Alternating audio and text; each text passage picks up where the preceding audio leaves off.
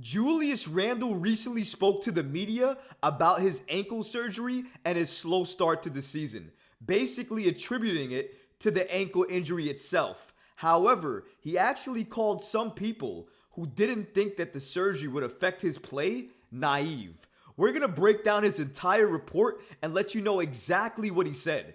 We're also going to look at RJ Barrett, who is now leading the NBA as one of the leaders in a key stat.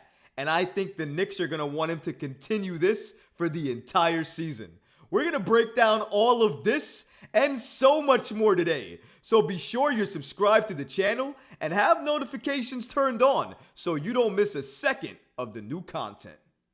And now, let's get started. Julius Randle recently spoke out on playing with this ankle injury. Now, if you've been following the Randle situation, you already know during the offseason he had ankle surgery. And after that, he's been trying to gear up and ramp up for the regular season and get back into that all-star form that we saw last year. However, to start the season, he has not been in that shape at all. He's been missing shots, not looking impactful, and really, other than the last 2 games, he has not been great on offense. But recently, he spoke to the media regarding his play and why he hasn't been up to that all-star form to start the season. Here's his exact comments and what he said. Shout out to the New York Daily News for providing the following information. According to Randle, he stated the following. I told you guys from the beginning, it was a process. I had surgery 4.5 months ago, and it's a lower extremity surgery. So to think I would come into the season and be Julius off the bat is kinda naive. I knew from the beginning it was gonna be a process. It's a gradual buildup. I'm starting to get better, but it's a gradual buildup. Randle said he's glad he has some help to shoulder the offensive load. Jalen Brunson and RJ Barrett are each averaging more than 22 points on over 40% shooting from three-point range to start the season. Randle stated the following about getting help from guys like RJ and Jalen and the rest of the team. I'm just thankful for the guys like RJ, guys like Jalen. They've been able to carry the load while I get back and get healthy and start to get better. So that's why it's a team sport, and I'm just thankful for those guys. Knicks head coach Tom Thibodeau said he knew Randle was going to be limited to start the season. Thibodeau said Randle likes to adhere to a strict offseason regimen, which was interrupted by the timing of his summertime surgery. That was a very bold and blunt statement by Julius Randle, but you know what? I can't really blame him because he's been probably hearing about this ankle pain and ankle surgery from the start of the season. And then they asked him about it again after the game where he won. So of course he's going to be a little bit ticked off because he just won and you're asking him about more ankle surgery and coming back from the ankle pain and whatnot. So of course he's going to be a little bit ticked off, and I think that's why he took the blunt approach with his response. But you know what? I actually like and respect that from players because it lets everybody know exactly during that time what you're feeling and what the situation is 100%. And that's exactly what we got from Randle. The best part about that is he didn't really walk away from it like he did earlier in some other interviews where he didn't even acknowledge the fact that the ankle was an issue. He stated, at least during this particular interview, that during the beginning, he let it be known that it was going to be a process for him to get back to the player that he was last year. And you know what? Earlier on, I didn't actually understand that because I thought if you were healthy, you were healthy. You're clear. Now it's time for you to be that player, turn it up, and do what you need to do. It wasn't until Scott Perry recently spoke about this on the Hoops Genius podcast, where he said that basically Julius Randle is a rhythm player. And if he's out of rhythm or doesn't get to work on his game properly during the offseason, he might not go into the regular season with that same type of play that we're used to. And that's exactly what we're seeing. And you know what? I think to an extent he's right. Julius Randle is a rhythm player, and he needs to do certain things during the offseason to get himself into game shape to do the Julius Randle things that we're so accustomed to him doing. And Tom Thibodeau basically said the same thing in that recent quote that we just reviewed, where he stated that he adheres to a very strict regimen during the offseason. And during this offseason, he couldn't do that. He was in a cast. He was on Paul George's podcast basically saying the same, stating that he wished he could do more. It frustrates him that he can't, but he's utilizing the time in other ways to try to help his game. Primarily, he watched film. And according to him, he watched a lot of film. And I think that's contributing just a little bit to his better play, because it seems like he knows where players are on the floor a little bit better. He's using his IQ just a little bit better as well, too. And he is playmaking, not just passing.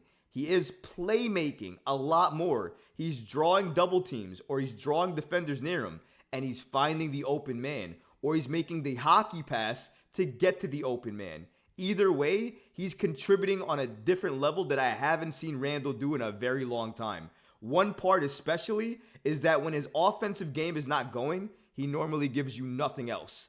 But that can't be said this season. If he's struggling on offense, he's giving you rebounds. He's giving you defense. He's giving you hustle plays. He's doing all the other things that you want him to do. So for that, I can't knock him. He's a better Randle this year as of right now in terms of his total game than he was last year. If that offense comes along and he continues to do all the things that we've seen him do, he will absolutely make another bid to get an all-star campaign for his New York Knicks season again. I said this in an earlier video and I'll say it again. Julius Randle should not be playing through this injury. I understand he's prideful. He wants to be available for every game. We have no real backup power forward, so I can understand where he's coming from. But I'd rather him miss a few games now than him play through it, risk injuring it again, and then he has to miss months on end. That would hurt the Knicks so much worse. So I hope that he would take the advice from the Knicks and the coaching staff, who apparently have been telling him to rest, but he's not been doing it.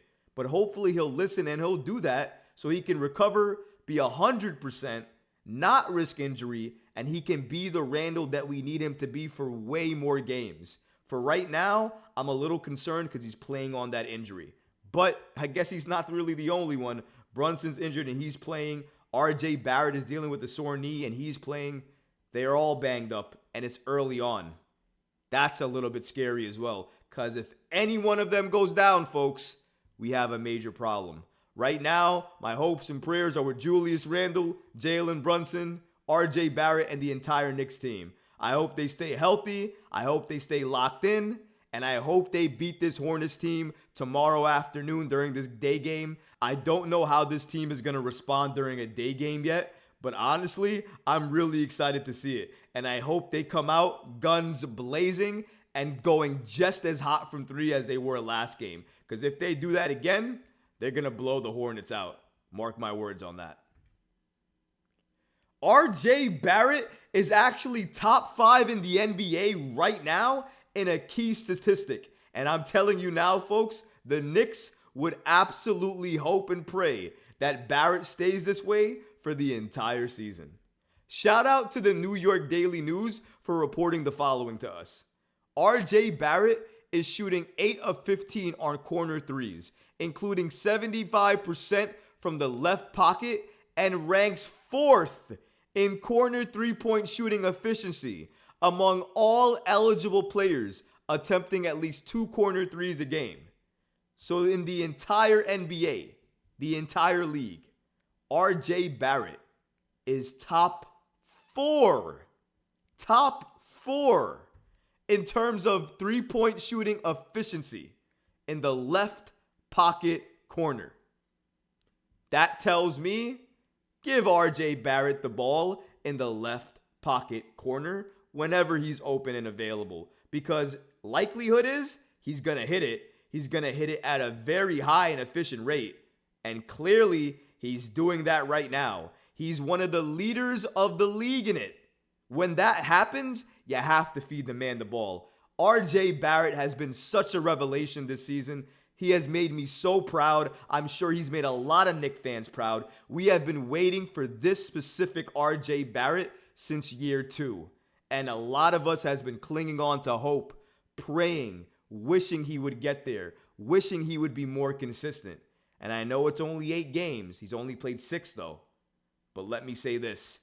Each and every time he's on the floor, he's been consistent and it's looked Amazing. Very happy for RJ Barrett. Barrett also credits Randle and Brunson for commanding the defensive attention that leaves him wide open from behind the arc. As of Friday morning's practice in Tarrytown, Barrett ranked 6th in three-point efficiency among players who've appeared in at least half their team's games and have attempted 5 or more threes per game. Barrett again credits Randle and Brunson for commanding defensive attention that leaves him wide open from behind the arc. And you know what? RJ Barrett didn't have to say that. Didn't have to credit any other players. But of course he's going to do that. He's RJ. Why wouldn't RJ Barrett say that? He's going to give credit where credit is due. And he's going to praise everybody that needs it, including the rest of his big three in Jalen Brunson and Julius Randle. And he's right to an extent. Jalen draws a lot of attention, especially when he goes into the paint. Julius has been drawing a lot of attention lately, and he's been using it to his credit to play make, pass it out, and get to the open man to make the open shot. And he's been making defenses pay, which is helping his own game. That's why I say anybody on the Knicks, if they just want their game to get better on offense, just pass the ball more. Make somebody else a threat, or make defenses think that you have multiple options. And if you do that and keep them guessing, you're going to have multiple lanes in the paint. I see that with RJ Barrett now, because not only is he taking threes when he's open, he's not settling for threes. He's taking the threes only when the defender is giving him enough room. If that's not the case, he's taking what the defense gives him. And likelihood is he's driving to the rim and he's taking either a pump fake jump shot, either from the mid-range, or he's taking contact and making the shot and going to the line for the and one. Or missing the shot, still taking contact, getting the foul, and going to the line. Either way, RJ Barrett is doing that at a very high level. He's using his basketball IQ better than I've ever seen him use it in any other season. And the fact that he's ranking in terms of one of the top players in the league in three-point efficiency, and also one of the top 4 players in the league in terms of left corner pocket three-point efficiency. I think RJ Barrett deserves a lot of credit for all the work we've seen him put in during this offseason, all these things that we've seen him do with the FIBA basketball, with Team Canada, everything we saw him do during the playoffs, and now he's taking all of that and he's working with it to start the season. And he's being just as consistent as we saw him in the playoffs, just by playing to his game, being aggressive, and taking what the defense gives him. It's been the best RJ we've ever seen for his entire career. And I hope and pray we continue to see this RJ consistently for the rest of the season. But what about you guys? Do you like this RJ Barrett? And do you think he can remain consistent at this level for the entire season? Let me know in the comments, guys, because honestly, I would love to hear from you. But that's going to do it for this episode. I hope you enjoyed it. And if you did, go ahead and smash that like button, leave a comment below, and of course, guys, please subscribe to the channel. Until next time, Knicks fans. Peace.